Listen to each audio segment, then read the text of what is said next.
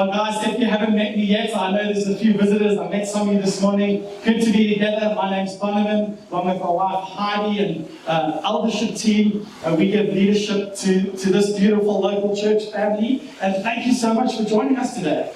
It's not an ordinary Sunday, as Klaus said. This is a church family vision moment. It's kind of, we just get to step back and see what God has done, what God is doing through us and in us as a local church. And if you haven't picked it up yet, it's about this venue opportunity that God is giving to us.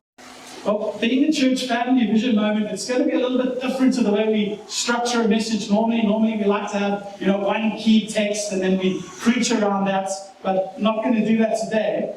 We've been in Exodus and we've been kind of following the narrative of what God's been doing in the nation of Israel. How He's taking them out of captivity from Egypt, under the rule of Pharaoh, and taking them towards the promised land, the promises that He has for them. And in a kind of similar way, I want to take us on a bit of a narrative, to follow the narrative of what God's been doing in and through us as a local church. And we've been building up to today for a few weeks. Those of you who joined us last week at the church picnic would have experienced the exhilaration of being on the site. I mean, it's only just a couple of 100 meters away from here. I think we could all feel the possibilities. We had the plans up. You can see them there in that big picture. And, in front of us was that open land that this venue is going to be set up on. And I think we all had a sense of what God had in store for us. But probably the biggest impact for me personally was this vivid reminder that this venue, or the vision that we have as a local church, is not about a venue. It's about people. Our main goal as a church isn't to get our hands on a property, or get our hands on a venue, or get our hands on something that's like a product that then we can just consume and use and kind of just benefit ourselves. No, we're a gospel community that exists to fill the city with the life message and fame of Jesus. We've been saved and called by God to be salt and light into this world. I understand that we've been saved and commissioned to go into all the world, make disciples of all nations, baptizing them, teaching them to obey everything God has commanded us. It's about our kids, our neighbors, our colleagues, our neighborhood, our own spiritual growth, our own spiritual maturity, justice, cultural renewal as we preach the gospel and we allow the gospel and God to shape and form us into this kingdom people, this kingdom family that He's always envisioned us to be.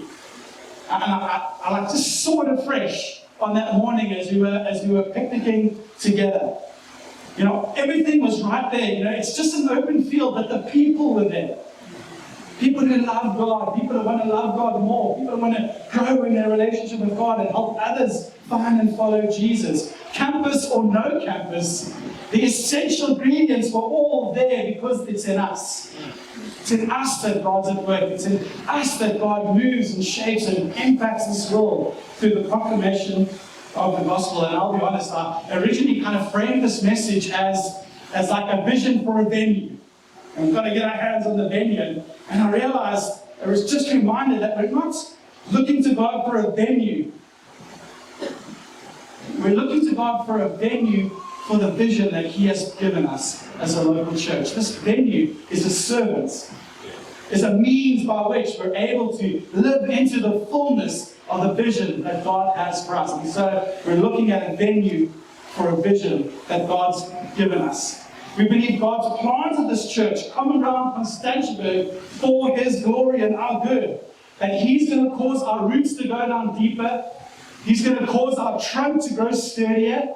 He's going to cause our branches to go out wider and our foliage to grow thicker so that many people can find help and shade and shelter and salvation and life to the full through this bride, this local church family, common ground Constantiaberg. And this venue is just a part of that process, a part of that growth, a part of God's plans and purposes for us that He's been working out since the day we started.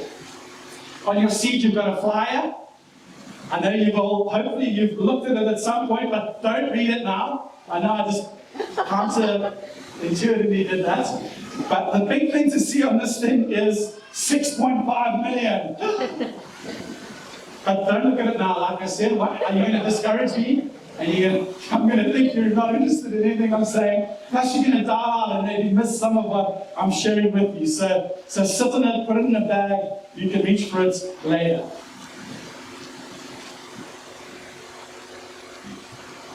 Now, I say we've been building up to today over the last few weeks, but actually the truth is we've been building up to today for a lot longer than that. Finding a venue for this local church has been a challenge from the very beginning, actually from before we launched. I remember that we actually launched this congregation. I was employed by Common Ground to help launch this congregation along with Darren. I was the resiner, the implementer. I bought every urn, every chair, every teaspoon, everything. And we actually launched 3 months late because God came through for us at 11:59. I want to say 11:59. That's how God works. The absolute last hour. And so we had to delay just those 3 months to get our house in order. But that was God acting on our behalf, planting us in this beautiful space. And that was the launch. But even up to this very day, I mean, right now, this message that I'm about to give to you, I was expecting to give to you in November 2018. That's 3 years. Yeah, 3 years. 3 years ago, I remember it was a very challenging leadership moment. I mean, amidst many other challenges and changes we were experiencing as a local church, I had to kind of lead us through that disappointment of our 5-year temporary departure not coming to fruition in time. And I stood up here and I preached out of Joshua. Joshua 3 verse 5, it says this: Joshua told the people, consecrate yourselves, for tomorrow the Lord will do amazing things among you. And in God's provision at that right time, we moved into the Cape Academy School Hall, which was an interim measure, for 12 to 18 months. But I believe we did just this. We consecrated ourselves. I believe God has been at work in us as a local church, in us as a leadership team, refining us, strengthening us, purifying us through these last 3 years amidst all the storms that we've all faced together. And that interim 12 to 18 months turned into more like 36 to 48 months. But here's what's so amazing. As I look back over these last 3 years, these words are as true as ever. God is doing amazing things amongst us. As an eldership team, we feel like spring is coming. How things start to bud and fruit starts to come into its fullness. We feel like God's set us up for a season of growth and fruitfulness that's different to what we've experienced before. But it's going to be absolutely wonderful and blow us away. We feel like God's been preparing us, working in us, shaping us, forming us, giving us clarity. Let me just speak to the venue aspect of our story. If you think about it, if we had got this venue much earlier, there would have been this solid amount of time it would have been unused. We would have lost 8 to 12 months at least of using this venue of a 5-year temporary departure. It's just one of the ways God's been faithful to us, and we can track His fingerprints on this journey. Here's some more ways that God's been faithful in getting us to where we are. We started these discussions with Cape Academy with the brilliant principal Angie, or Mrs. Naidu if you're a pupil, I don't think any of us are. It started early 2018. Discussion that started even before that, but with her 2018. From there, we had to negotiate with the school and the school governing body a lease with the school that was satisfactory for them and for us. Once that was done, we had to take that lease, we had to take it to the Western Cape Education Department, and they needed to sign off on that. They needed to approve it and be happy that it was in the best interests of the school. From there, we had to take that lease and take all of that to the Department of Transport and Public Works. If you've got any idea about zoning, if you try to put in building plans, you know the immensity of what I'm talking about. They had to give us power of attorney to make an application on this portion of land because they're the custodians of the land. And to make an application, you need power of attorney to do it. Let me tell you guys, these are 3 intense processes. At any time, any of these processes could have been the end of this conversation. They could have been shut down so easily, but we've seen the faithfulness and the kindness and the grace of God coming through for us time and time again. I want to tell you, it has not been plain sailing. Honestly, if I'm honest, in my heart, I've always believed that this is what God has for us. Can't explain it. Sometimes I wish I'd been more bold at the time, and probably I was a little bit afraid, just in case things didn't work out. That's how God grows our faith, right? But man, there's been times I thought we would never get there. It's been a long road. There's been times of resistance, times of struggle, sometimes almost overwhelming, but God has seen us through.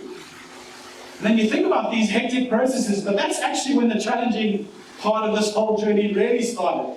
We had to make our application to the city, and we were turned down by the municipal tribunal. They rejected our proposal, and so we went to appeal, and on appeal, to everyone's surprise, the mayor overturned the decision and upheld our appeal in the face of a lot of objections, and granted us the 5-year temporary departure usage of this portion of land.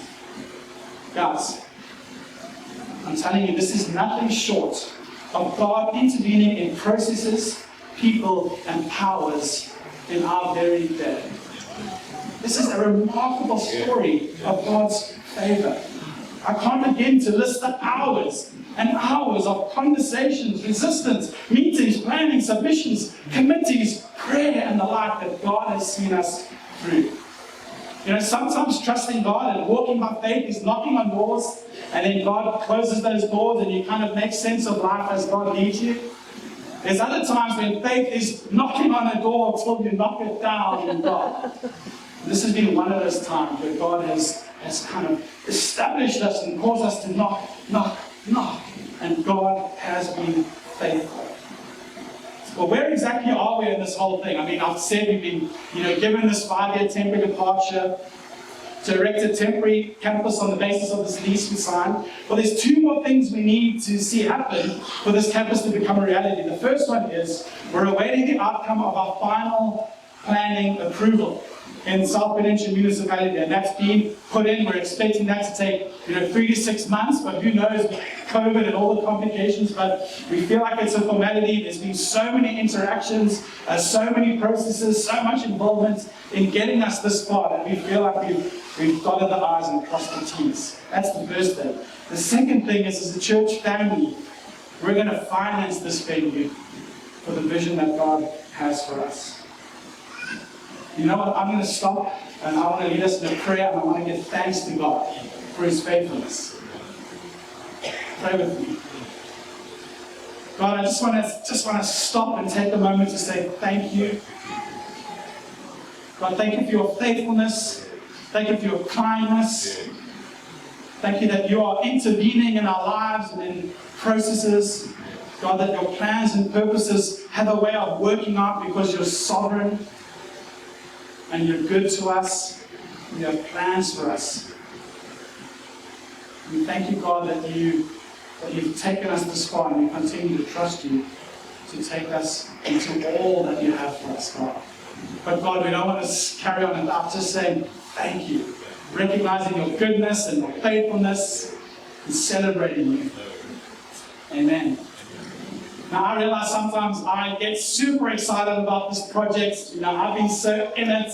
But some of you probably have a few questions. So I'm going to answer 5 questions, and then I'm going to ask 1 question. But I'm trusting as we go that you're going to keep seeing the hand of God, the fingerprints of God at work in this process. I'm trusting that you're going to see some of the work, the exploration, and the diligence that has gone into seeing us come to where we are as teams here within Constantiaberg. And I'm also trusting God that He's going to stir our hearts to generosity to see this vision realized. Question number 1. Why not continue at the range? Might be what some of you are thinking, and hey, it's a great question. It's a very good question, and I want to be clear, very clear. We are so grateful to God for His provision of this venue. It's been such a beautiful and fruitful space for the first 10 years of our life as a local church family. I mean, look around. I don't know how long you've been coming here. But there's memories here. Memories of lives changed. Memories of people transformed. Friendships made. People saved, baptized, growing in faith. A city being impacted. And God has been so good to us right here. Not to mention it's beautiful. I'm sure you've noticed the vineyards. I'm sure you've noticed it's rustic. It's not very churchy, which is one of the things we love about. But the truth is there's another side to the story that you might not be as aware of. I just want to go into three of those things, and it's cost, kids, and chemistry. See what I did there? Some alliteration, mostly. How to get it done. When we started at the range, we kind of stretched ourselves financially, but it was within our means as a local church, and certainly doable. And over the years, you get incremental increases in rental, which is normal, and that's been fine. But we faced some significant structural increases over the last 2 or 3 years, which actually made the range completely unsustainable for us as a local church. Actually got to the point where we felt like this is no longer good stewardship of the generosity of the church towards the mission of what God's called us to do. By the time we left meeting here regularly every week, we were paying just on or over 1 million rand a year to be here. Now, I know the view is nice, but it's not that nice, especially when you can only enjoy it on a Sunday. And then we've got the kids. We're a church that loves our kids. We're passionate about next generation ministries, and our ministry spaces have just been so below what we feel like we really want to offer our kids and give to our kids. That they're not especially geared or welcoming to kids or families. We've always done everything we can to make them as much as we can, those things. But the spaces also bring so many distractions. There's so much unpredictability. Like this morning, one projector's working. You never know what's going to happen. And it takes a lot of energy and effort, this unpredictability. I was chatting to Matt Christie, who gives leadership to Kids Rock. He was saying one of the big things for volunteers and ministry leaders is how much energy goes into setting up. How much energy goes into just making the place suitable for the kids to get there. But by the time the kids get there, the energy levels have already been kind of sucked out. And there's just that much less to give to the parents and to the kids. And man, we want to turn that around. Not to mention, even yesterday, my kids are traumatized by baboons. Maybe they're going to follow us over the road. I hope not. We were persuading them if the baboon comes, Daddy will save you. So if you see a baboon, just save my kids. They'll never come back. And then chemistry. By this I mean the chemistry between the range as a business and us as a church. Not relational chemistry. It's just in recent years we found a growing lack of chemistry between the needs of a business and the needs of a local church. And it began to impact on what we could do together. The range would have business opportunities that would come across the table, and that would kind of not really work for us and put a lot of pressure on us. And so things just got more and more difficult. And looking into the future, we've come to the firm conclusion through lots of professional guidance and thoughts and research that even the idea of us somehow taking over the range offers a negligible possibility of us ever getting the land use rights that we will need to operate here as a local church for any length of time. So I'll try to be quick. Cost, kids, and chemistry. They're just incredibly huge barriers to what we feel like God's called us to be and do as a local church. I haven't even mentioned things like the very limited access to the facilities, the constant wear and tear of setting up from scratch. You see, things break down, things stop working. I'm not only talking about the equipment. There's been men who've laid down on the floor as their backs being tweaked as they picked up something heavy, more than one. It's wear and tear. We've had some fantastic years right here. But the last few years it's become clear to us that change is inevitable. Question number 2. Well, why only for 5 years? Well, this is the maximum departure we could get based on the current zoning of Cape Academy, the school. It's the best case outcome for us. Into the future, Cape Academy is going to address their zoning realities, and as that shifts and changes, we're going to find ourselves in a much better position as well, and that could very well impact the longevity of our stay on their land. I know 5 years may seem short, and in some ways it is, but man, 5 years is a lot of time to do a whole lot of good to people, to the city, to see ourselves growing, maturing, to salt and light. And so many doors and things can change in these 5 years. And these 5 years is what we feel like God's led us into to unfold a better future for us. Question 3, well, what are our options? Is there anything else on the table? And man, we've been so grateful to Cape Academy for hosting us, over these last 3 years. We knew it was a temporary measure. We knew this wasn't the place where God was going to plant us, there in their school hall. And hey, the impact of COVID has even taught us. The reason we haven't been able to gather is because of the state of emergency, and the Education Department of the Western Cape closed the school facilities to external use, and so we haven't been able to meet for so long. Again, just one of the drawbacks of not having your own venue, not having your own space, is that you're beholden to others. So are there any other options? Honestly, none that we've come across in the last 11 years. Even while this temporary departure has been underway, we've been looking and diligently searching just to make sure we're covering our bases. We've talked to the NG CAC, we've looked at warehouses in Westlake and Retreat, we've spoken to Swansea Primary, Christmas Academy, looked at open plots. When you drive past something and you think to yourself, I wonder if Don's seen this. The answer is 98%, because I want to be humble, yeah. We've looked into it, and we've looked into it hard. But I want to say, in God's providence, this isn't only our next step, this is kind of our only step. Honestly, I felt like Moses at times. Stuck at the Red Sea, you've got Pharaoh's army charging you, you're stuck at the Red Sea, you don't know where to go, you're thinking, God, not so funny. And then, man, just like God to come through for us in His grace, to open a door for us, to part like a Red Sea, something that seems so difficult and so impossible and so unlikely, and boom, God opens the door and allows us to walk through. Well, 4. By now, I hope you're excited. Tell us more about this Constantiaberg Cape Academy campus. I just named it. Boom. There we go. Maybe it'll stick. But I want to talk a little bit about the campus. There's a picture over here. The pictures, these things will be available afterwards outside. But it's designed around 2 main ideas. The first one is what they call the VAF, or like a community area. You can go to the next slide, please. There we go.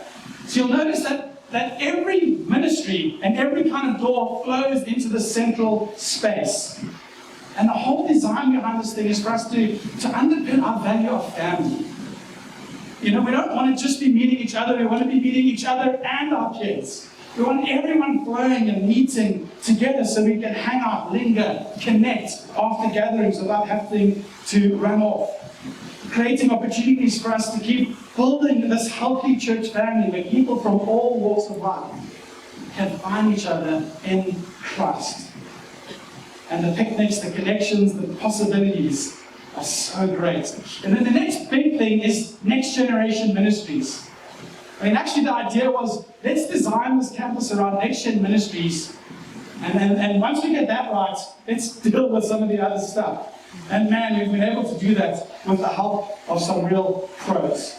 This is going to help and empower us to minister to our kids in powerful ways like never before. We've been able to tear down some of those barriers and obstacles that have made next generation ministries quite complex and taxing. We're going to have warm, welcoming, and age-appropriate environments for kids. You'll see those bottom 2 circles. Those are 4 next-generation classrooms, and in the middle of them is this beautiful covered central area where the kids can all get together and worship and spend time together, and then go into their classes where they'll can peacefully sit down in an age-appropriate space and without too many distractions. Volunteers can sit down and actually build those friendships, make those connections, give their energies to where we want those energies to be going. There's some cool play areas. We've thought about Sundays and Fridays, so you'll see that the second from the top right That's kind of going to be our Ignite, our junior school ministry space. Then right on the top right is this frequency room. It's kind of going to be part of those existing buildings. And we said to ourselves, we want to create a space that's like high school only. Like an elite kind of space where our high school feelers, hey, this is a space for us. High schoolers are under so much pressure. We want to make sure that we're caring for our high schoolers, creating a brilliant space for them. We've got a space for moms. I mean, if you've had a kid in this church, you didn't come to church for like 6 to 12 months unless you work for the church and are a real legend like Rosina. But it's been hard. I mean, the weather, the wind, the cold, the trying to feed. I mean, we've tried to solve the problem. It's been so difficult. But man, we're able to now provide for our kids and our families like never before. You know, we've tried to streamline as much as we can to keep costs down, but there's space to expand. The top left, if God blows us away and God does more than we can imagine, we've got space for that. And I haven't even mentioned those things like 24 access to the premises, you know, opening the door to so many opportunities without the headache of finding a venue and paying extra to meet somewhere. The location is so prime. I mean, if you've been in there, it's mind-blowing. I don't think there's a better place for a local church in the Constantiaberg Valley. I mean, it's absolutely prime.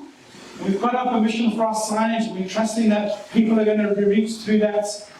And it's a huge way for us to put a footprint into the valley. So that people can, oh, we're here to stay, and we're here to do you good. It's affordable.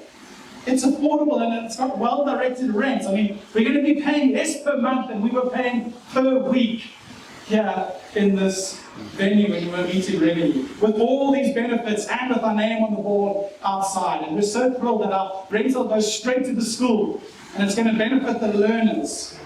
You know, it's so aligned with our heart for justice. It just makes sense. It's actually the light for us to do. And then probably one of the biggest things that excites me about this whole thing is the benefits for Cape Academy. Spoken about the rental, but the truth is, I believe we're a community of means. And by utilizing this unused piece of land, we can direct our means to meet the needs of the school and ours. It's such a beautiful witness. It's going to bring such credibility to the gospel that we preach.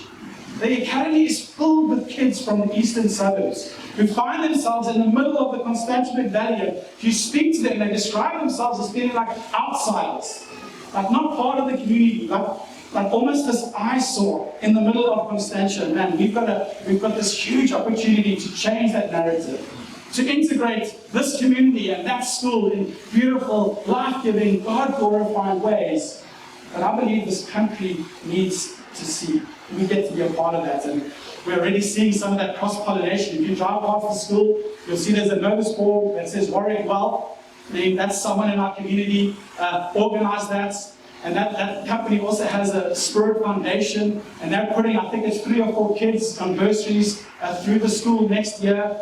I mean, we've spent time uplifting some of their premises in the hostel and other learning areas. I mean, already we're starting to flavor the school, uplift the school, let the school know that we're here, we see them, we love them, we want to work alongside them.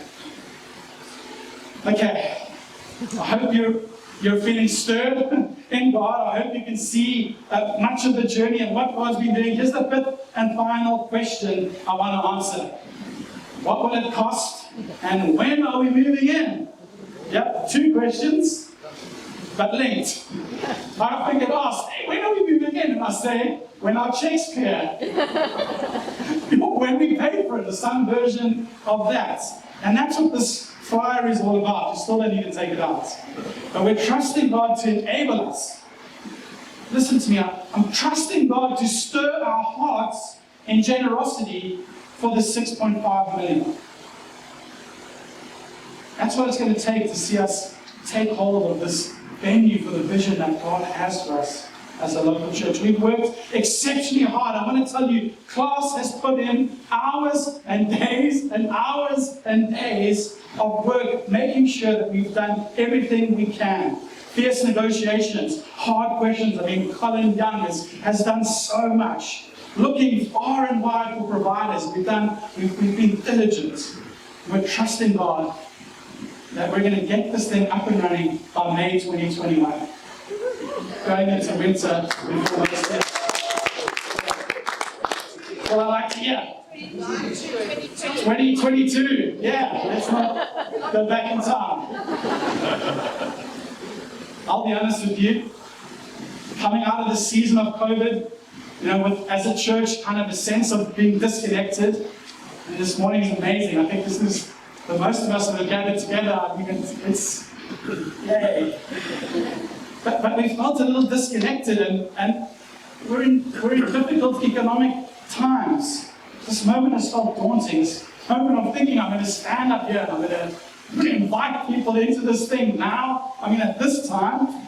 Even this weekend, I think it was Thursday or Friday, I was meeting with someone, and they were telling me about this tree that they had planted in their garden and how it was growing, and for the first time they were able to stand under its shade and how amazing it felt. And I felt like God reminding me in that moment that He is wanting to freshly plant us like a young tree, like I've described, poised for growth. I mean, when is the best time to plant a tree? It's like, coming out of winter before spring really hits and everything starts to get better.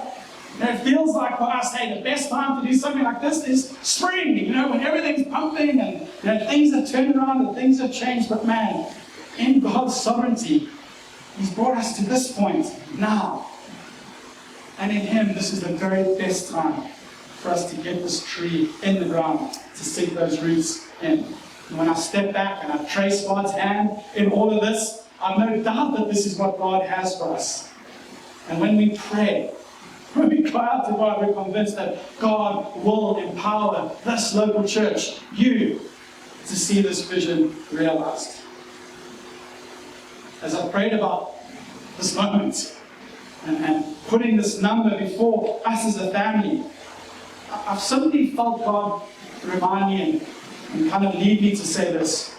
I want to invite you, come around Constantiaberg, if this is your church family, to simply and joyfully say yes, freely and voluntarily, to God's invitation of over and above generosity, so we can take hold of this venue for the vision. There it is. To just invite you simply and joyfully to say yes, freely and voluntarily, to God's invitation of over and above generosity to see this venue for a vision realized. And there's two scriptures that I think God has kind of prompted me and led me in to get to this point, and they're both invitations. The first one is Matthew 6. It says, "Do not store up yourselves treasures on earth, where moth and rust destroy, where thieves break in and steal, but store up for yourselves treasures in heaven, where moth and rust do not destroy, where thieves do not break in and steal. For your treasure is, there your heart will be also. The eye is a lamp for the body. If your eyes are good, your whole body will be full of light. But if your eyes are bad, your whole body will be full of darkness. If then the light..." and I left it there. So in this text, you're presented with two treasures and two ambitions. There's the treasure of this world, and then there's the treasures we store up in heaven. Now, the text is not warning us against any kind of earthly treasure. Please don't hear that. It's not warning us against saving or future planning or any kind of storing of any kind. What the scripture is doing, it's reminding us that these treasures are vulnerable, fleeting, and temporary. And as Christ followers, we are those who also want to invest in eternity, where our treasure is eternal, lasting, and secure. We're not against storing up earthly treasure, but we don't only store up earthly treasure. We invest in eternity. But it also speaks about two ambitions. When it speaks of the eye being a lamp for the body, it's really the language of the heart. Where your treasure is, that your heart will also be. When the Bible speaks about fixing your eyes on something, it's speaking about setting your heart on something. It's the same thing in different language. In the context of this treasure story, Jesus encouraging us to set and fix our eyes on what is eternal. And when we do that, our whole body is filled with light and life. Now, as I reflect on this invitation from Matthew 6, and particularly on these ambitions, where we said, I believe God is teaching and encouraging us as Christ followers, as a local church, to never seek or settle for lowly success in life when you're created and invited into lives of true significance. Don't settle just for success. God's invited you to live a life of significance. So again, I want to invite you simply and joyfully to say yes freely and voluntarily to God's invitation of over and above generosity. I believe it is storing up treasures in heaven. I believe it is a part of embracing what we're created for, to do something in our lifetimes that's truly significant. The second scripture, the next invitation, comes out of Exodus 35. As God led his people through the desert, there came a time where they were instructed to build a tabernacle. It's a temporary home for the presence of God, a tented structure where God would dwell, where people could meet with God, where they could do their religious activities, uphold the Mosaic law. And it's the first time in the Bible you ever hear of this thing called a free will offering. There's lots of different offerings and sacrifices in the scriptures, normally linked to, either a vow that's made, or a religious time, or remembrance of something God did, or how God rescued them from sin and how they're to deal with their sin. But this free will offering is totally different. It's not a regular thing. It's not something that's expected. It's not something that's part of what you need to do, religious observance. It's kind of like a once or twice in a lifetime thing. Let's read Exodus 35:21. It says, "And everyone who was willing, and whose heart moved them, came and brought an offering to the Lord for the work of the tent of meeting," which is the tabernacle, "for all its services and for the sacred garments. All who were willing, men and women alike, came and brought gold jewelry of all kinds, brooches, earrings, rings, and ornaments. All the Israelites, men and women who were willing, brought to the Lord free will offerings for all the work the Lord through Moses had commanded them to do." And what's so amazing is that the people were so stirred and so moved that it felt like there was this upswell from all the Israelites that eventually they were ordered to stop being generous. And actually they had to be restrained from bringing any further gifts for the building of the tabernacle. Chapter 36. It says, "Then Moses gave an order, and they sent this word throughout the camp: no man or woman is to make anything else as an offering for the sanctuary." And so the people were restrained from bringing more. We are simply trusting God for that reality in our story as a local church. I believe that as we respond, as God stirs our hearts, as God enables us to give, as God leads us into this thing, that there's going to be an abundance of provision. This outpouring of sacrificial, over and above provision for something that comes across in the life of the church, or in our lives maybe once or twice or 3 times our whole lives. This is the moment for us to take hold of what God has for us at this unique time. If I was to describe a free will offering nowadays, I'd probably say we're trusting God to stir our hearts to over and above our regular committed giving to the local church, to bring our treasures and our gifts, to see the vision of God realized, this purpose that God has for us. We are the church. We are this church. Each of you who calls this church home is the church. And I want you to hear, this isn't a tax, and this isn't a requirement.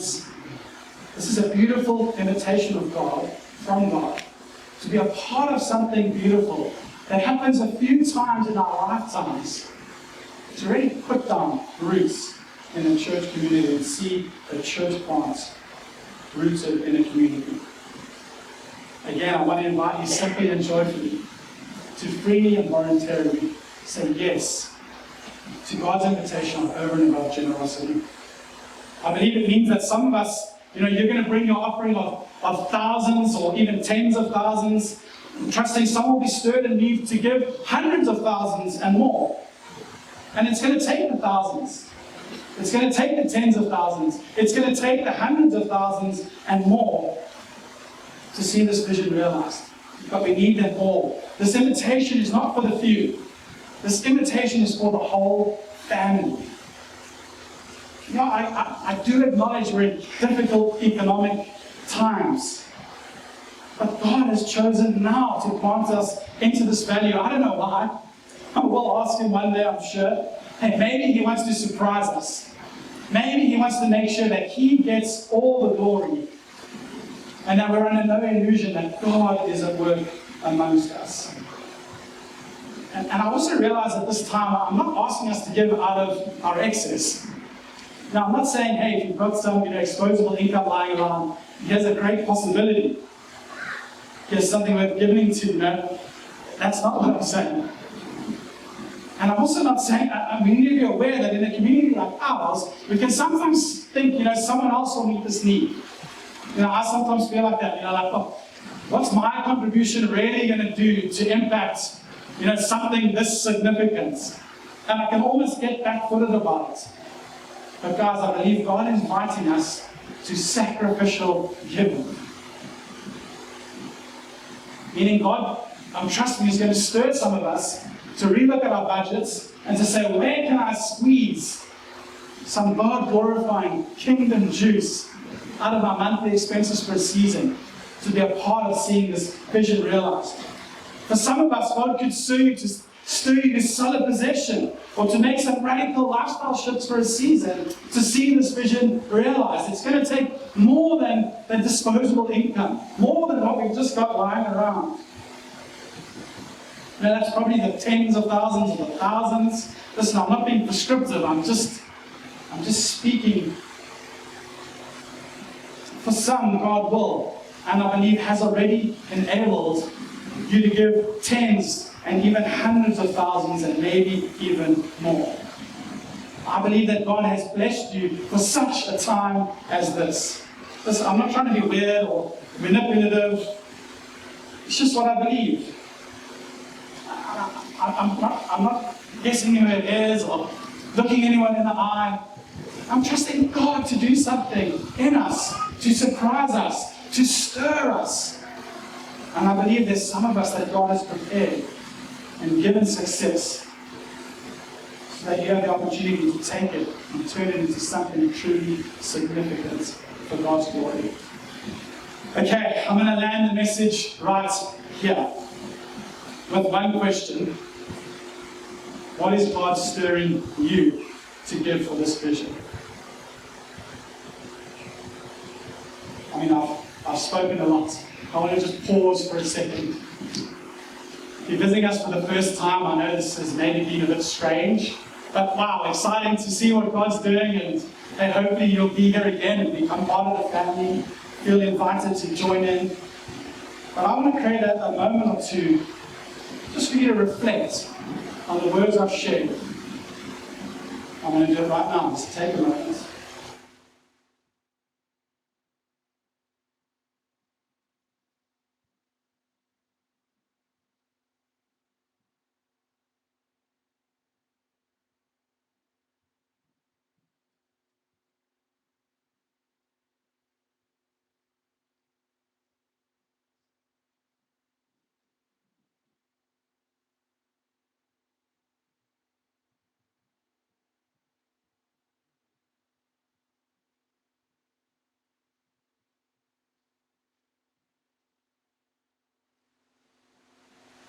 Now, our class is going to come up in just a moment to talk you through how you can get involved, but I want to do something weird, and I just want to create a moment for 2 or 3 of you to just come up here and ask God on our behalf, thank Him for what He's done, and to just ask God for His provision.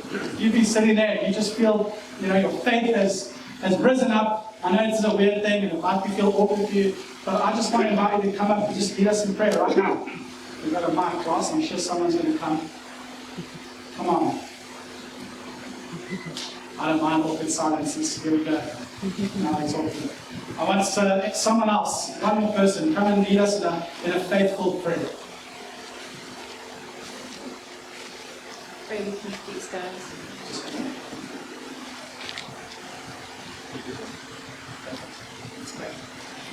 Father God, we come to you in Jesus' name, and we want to give you praise and honor and glory for this community, Lord, for all you've done over these years.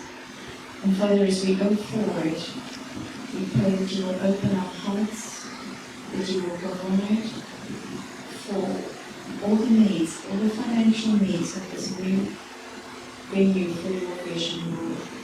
And Lord, I want to pray especially for couples, because Father, we do need to be in unison. We tell each one individually, Lord, so we know as couples that this is what you have called us to give. And Father, for those of us who are struggling financially, Lord, we just remember the widow's mite. And we say, Lord, just open our hearts to be a blessing for going forward. We pray this in Jesus' name. Amen. I'm giving space for one more class. One more. Come on. Who wants to come lead us in a prayer? Chance to express some faith on behalf of all of us. Here we go.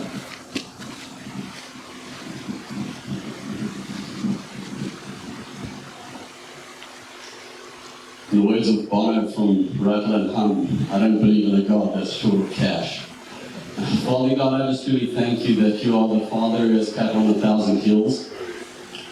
But Father God, also as Don just stressed so much, that as we come out of this very difficult COVID period, isn't it amazing to meet together and to treasure that meeting together? How beautiful it is to come into your presence with a community of like believers and worship you and experience this, and to take it to the next step and be a part of building your tent across the way, Lord. I pray that you just use each of us mightily, that we might be able to be generous, that we might be able to be committed, that we might be able to be honest before you with what you've given us and what we're able to do. Whatever that might be, the small, the great, open our hearts, stir our souls, make us united as we move forward into this beautiful, beautiful place and the promise that you have for us. Amen. Thank you, Derek.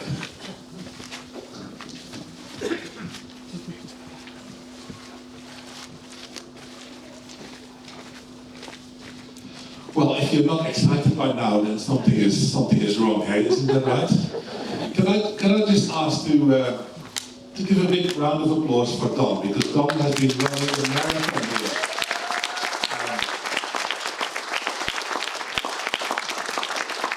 Don is the man with a vision. He has persevered. You did probably 3 marathons or 4 marathons. So thank you for leading us so well in this moment and to get where we are. I'm going to be a little bit practical now in terms of how to get involved, but let me first share some good news. That number of 6.5 million is already a little bit smaller. We have already committed gifts of 550,000 rands. And that's a great start.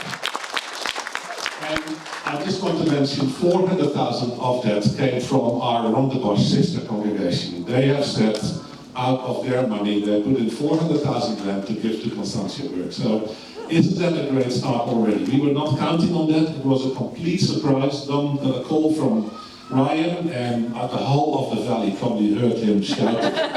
It was awesome. A couple of things. You've got a leaflet there, and read through it, and there's a little form in there. And the most important thing on the form is at the top. It says, "Count me in." That's what we really would like from you, to be in this. Whether you put 1 rand in here or 1 million, we just want you to sign that. That's why there's 4 opportunities to put your signature there. It is going to take all of us. It's going to take all of us as a family. Now, I just want to talk a little bit about, hey, it's a big amount. Can't we get a bond? Because normally if you buy a house or a church building, you get a bond. Well, there is no bank in South Africa that is willing to give a bond on a tent or a temporary structure.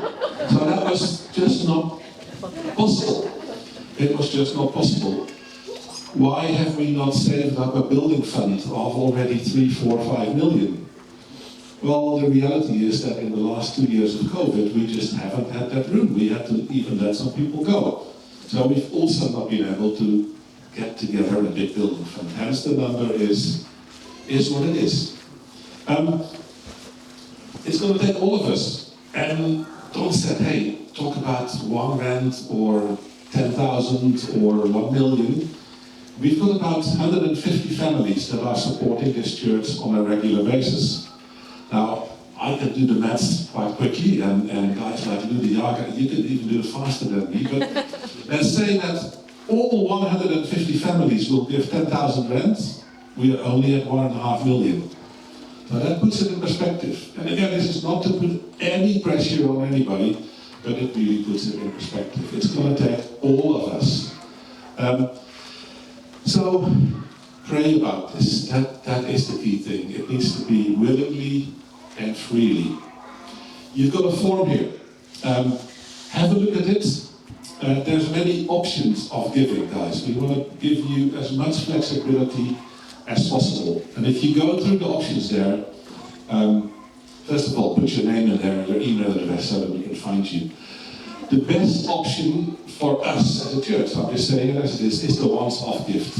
We have to pay a significant sum of money to the 10 suppliers in probably the next 2 to 3 months. So the once-off gift is clearly the first price for us. So that's the best option. However, if you cannot do something in one time, there's an option to say, I want to give this amount per month for the next 6 months, 12 months, 24 months. We let you make the decision there. So you can put it in there. You can also do both. You can do a little bit now and a little bit monthly. But it's very good for us to know where we are. So the second option is the monthly contribution. We even created space for a custom contribution. I don't know what that is, but maybe God wanted you to do something special. You can fill it in there and let us know. The last option is a loan. If you have the possibility to give us a loan, that is also going to work out, because hey, the bank will not give us a bond, but a loan could help us out in this process. If you are in a position to do that, then just put your name there and I will personally call you to discuss the conditions of the loan, whether it is low interest, no interest, or market-related interest. I'm happy to talk to you guys about it. So you can put that in there as well. Handing in of the form. There are boxes here, which is nice. If God is talking to you right now, feel free to put your commitment in there, put it in the box. But it's probably better to take it home and to really pray about it and to take decisions together as couples or as families. So take it away. You can put it in there. It's totally fine. But take it away and come back either in 2 weeks to hand it in, or take a picture of it or scan it and send it to the email address that is on the leaflet. That's probably the best option. Just send it to the email address that is on here. The moment that email is coming into us, I'm looking at Rosina. Rosina is going to track those emails. She's standing there with her beautiful daughter Sophia there. The moment Rosina gets the mail, you'll get a mail with a confirmation back and all the bank details on how to do it. So scan it, take a picture, send it to Rosina to the email address, and then we'll give you a confirmation mail. In about 2 weeks, we're going to come back to this, and we're going to say, hey, where are we now? We're going to keep you in the loop on what's happening here. In the meantime, if you've got any questions, please talk to us. Talk to Colin, to Joyce, to Tom, to Heidi, to myself, and Max. Talk to us. Call us, send us an email. We're happy to take any questions you have. We're going to stand around by the boards as well. We can explain a little bit more about what is happening there. I think that is it. Linger longer, there is coffee, I think there's some cookies, and Max is going to give us some encouragement at the end. Yeah, okay, so have a wonderful Sunday, but I just want to read these verses from Ephesians, chapter 3. It's the blessing over us, but they are so appropriate for all that we've heard. So from, from verse, I don't know, I can't read now. Okay, from some verse in chapter 3. Now, to him who is able to do immeasurably more than all we ask or imagine, according to his power that is at work within us, to him be the glory in the church and in Christ Jesus throughout all generations, forever and ever.